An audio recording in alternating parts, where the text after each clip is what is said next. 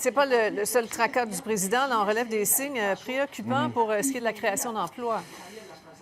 Bien, Sophie, regardez, le mois précédent, 75 000 emplois seulement qui ont été créés, de nouveaux emplois, alors qu'on en attendait du côté des économistes 175 000. Et puis, on a revu aussi à la baisse les chiffres pour mars et avril pour ce qui est de la création de l'emploi, encore une fois. Bon, le taux de chômage se maintient à 3,6 le niveau le plus bas en un demi-siècle. Quand même, ça reste tout de même assez bon. Le président doit quand même rester prudent, Sophie, parce que parallèlement à ce qui se passe actuellement pour ce qui est de l'emploi, plusieurs craignent l'impact de l'imposition annoncée de 5 de tarifs sur les importations mexicaines aux États-Unis si le Mexique n'agit pas là, pour freiner l'arrivée de migrants à la frontière. Il y a le groupe Perriman, Sophie, qui est un groupe de consultants économiques au Texas, qui a estimé à 406 000 emplois.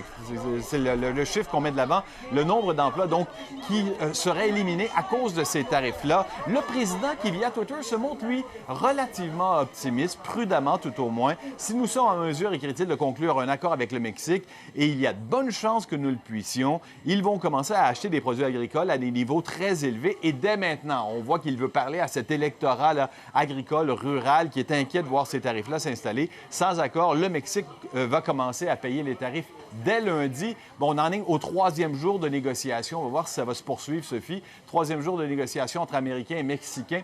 Quelques progrès auraient été accomplis. Les Mexicains font des compromis. Est-ce que ce sera suffisant? On va le savoir au cours du week-end parce que c'est lundi que ces premiers tarifs-là entrent en vigueur.